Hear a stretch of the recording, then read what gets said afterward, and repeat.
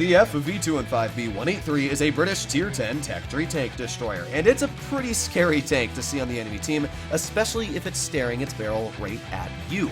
But at the same time, it doesn't always perform how you want it to. Now, the 183 is currently the most popular Tier 10 in the game, but what do I mean currently? It's been the most popular Tier 10 ever since it's been released in the game. The only time it's been gapped was when the Sheridan missile came out, but that was only for a couple months, and then Wargaming removed the missiles, and quickly, the 183 returned to its rightful position as 4 million battles just this month alone. Just to put an idea, the Grill is the next most popular Tier 10, and that has 3 million battles. So, yeah, the 183 is definitely the preferred choice of the most popular Tier 10. We already know why it's the most popular. It's down to the alpha, because if I'm going to be honest, there is nothing else going for this tank. First of all, the tank has absolutely no camo. In fact, it is the worst camouflage rating in Tier 10. Not only is the camouflage terrible, it's slow. It has a power-to-weight ratio of 15.6, but a top speed of 34. Ooh, top speed is awful. It's got way terrible terrain resistance. Its reverse speed is only 12, so mobility-wise is out the door. It's trash. Armor-wise, its turret is 132 millimeters. The side of the tank's turrets are 106, and the hull as well is only 132 and 53 on the side. So the 183 has no armor. And even when we take a look at the gun, yes, the numbers look great until you look at the other numbers. Its dispersion is 0.367, but I just want to point out I'm running refined gun on my equipment. Base dispersion is 0.407. It's the only Tier 10 to go over 0.4 on its dispersion. As well, its aiming time is over 5 seconds at 5.3. So, yeah, pretty bad. Also, only 5 degrees of gun depression for a vehicle that is completely towering over other Tier 10s, which means if you're face hugging, you're going to have a very hard time aiming down on enemy opponents. Yeah, the 183, sure, it sounds great on paper, but once you look at everything else, it's pretty atrocious. Although I will say the DPM is quite nice at around 2,800, especially judging that you're aiming at opponents with a shell loaded. You add on another 900 DPM, and yeah, this tank actually has around 3,400 DPM as long as you have that first shell ready for the taking. So, let's get into a battle. In fact, 2 games I gotta show you guys of how the 183 performed. Here we are in the first battle, and up against us we got 250Bs, Bosch Chatillon 25-ton, we got a FV4202, Foch 155, Hori, and a VK72. Now, while I'm getting in the position in this game, I thought I would show you guys that this is how bad the 183 performs. It is the bottom 20 tanks in relative win rate. Not only is it the bottom 20 tanks, but it is the bottom tank, sitting at minus 4.5% win rate for 65% players. Now, what does that mean? Well, basically, if you're a 65%er out there, you're going to be performing 4.5% worse in win rate in the 183 compared to your average win rate. So if you're a 65%er, you're going to be going 60% in the 183. If you're a 55%er, you'll be going 50% in the 183. It is not a good vehicle to win battles in. I think the part that a lot of people mess up on is they read these big numbers. They say, oh, look, it's got a hash and it can deal 1,300 damage. But you have to pin the hash. Sure, if you have the side of a Foch like that, then oh yeah, glory days. You're able to do 1,460 damage and completely clear the slate of a Tier 10 tank destroyer.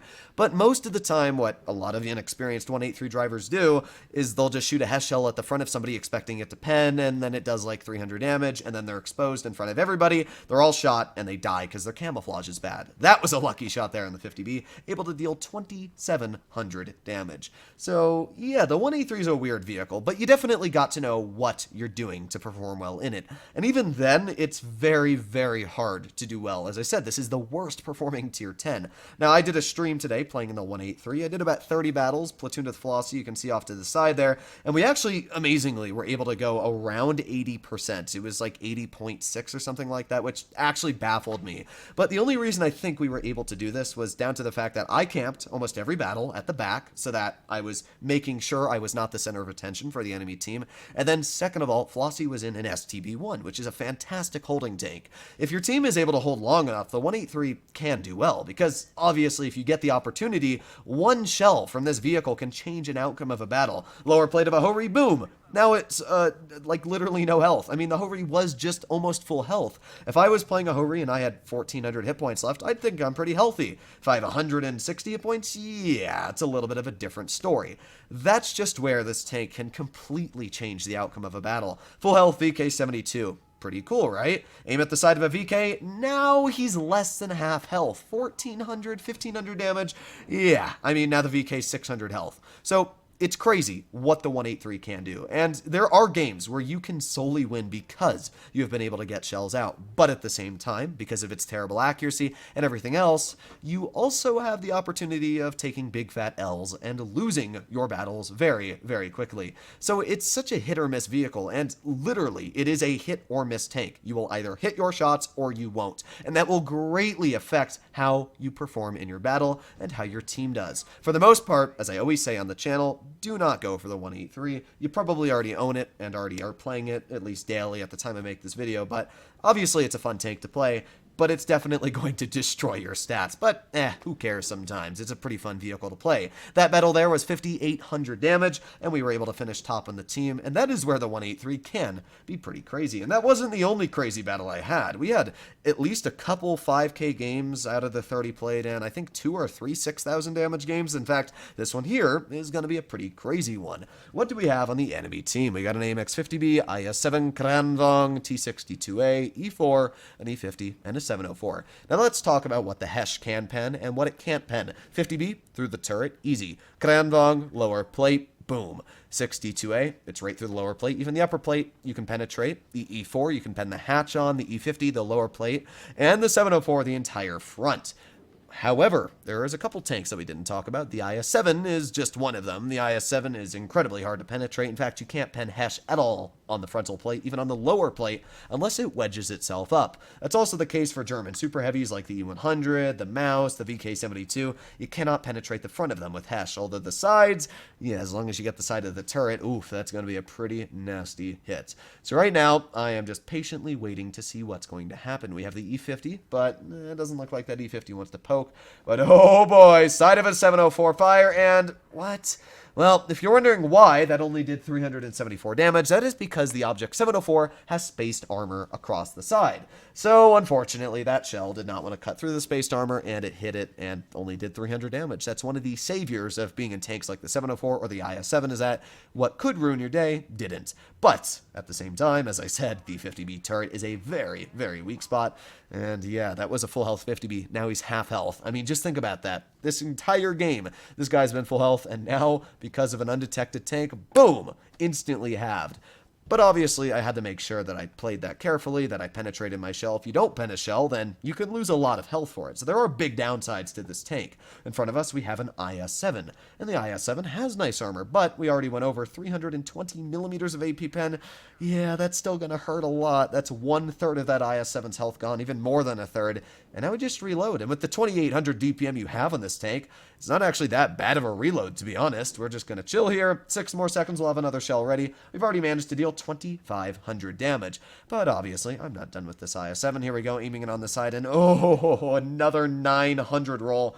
And there we go, now we're up to 3,500 damage. Just with 3 shells, we've been able to bring ourselves up to 3,000. That is pretty impressive.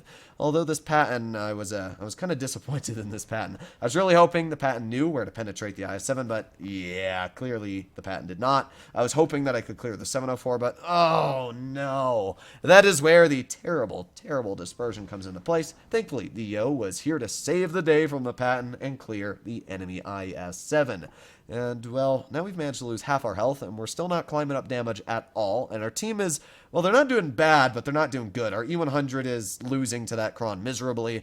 And, well, yeah, I'm not fast enough to catch the 62A, as I clearly know. This tank only goes 34, as I said, and with a terrible power-to-weight ratio, good luck catching anything. So, right now, I'm just trying to think, what do I want to do? I'm trying to collect myself. Obviously, this was during live stream, which you can actually check out if you want to hear my thought process. But, yeah, right now, I'm just kind of chilling. I see the Kranvong, and I know the Kron is going to kill my E100. I mean, the E100's already bled quite a big chunk. So, right now, I'm more focused on dealing with vehicles that are like the 62A, the Yo, well, actually, my Yo, I was focused on. But we've got the Object 704 who just fired, which is perfect, because that means I can clear the 704. I wanted to capture this base. You can say I went in the B, because I know that base capture is extremely important when you're playing on Supremacy, especially in a very slow tank like this. You want to get as much base capture as you can early on.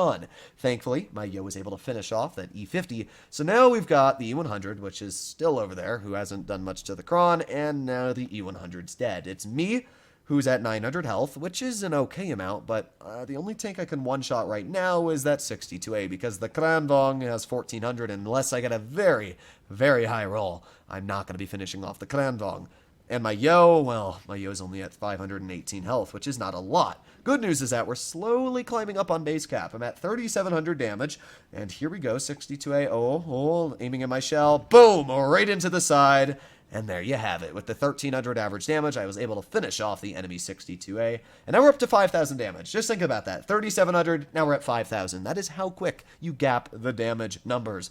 But they still have a Kron left. We're up to 910 on the base cap. And at this point, I wasn't really too worried. I know I can take one shell from the Kranvong, so I was like, yeah, why not? Screw it. I'm going to try and get one shell out. My Yo is still alive, although only at 18 health. Must have gotten shot by the Kran once. But here we go. 980 on the cap, and we got the Kron aiming on the lower plate, and boom! Yeah, that's what I'm talking about. 1,279, and we were able to pass that 1,000 mark on the base capture, meaning that we got ourselves a solid victory. There you go, ladies and gentlemen, the FV215B 183. It was a pretty crazy battle, and as you can see, we were able to deal 6,000. We were able to get a mastery out, and this was just a pretty crazy game overall. Flossie, unfortunately, got killed pretty quickly on in this game. He got rushed by the 62A and E50. That's just one of the downsides when you're the only medium, because, yeah, this patent didn't really do much to help. But either way, this was a pretty crazy game. I will say this about the 183. I don't really care when people play it, but I will say for the average person, it's not a great tank for winning. If you want to do good in it, make sure you have a platoon mate so that they can hold, so you can try and penetrate your shells, and if you want to have a bit of fun, then I can't blame you. Hopefully you enjoyed today's video, and I'll be seeing you in the next one. Bye-bye!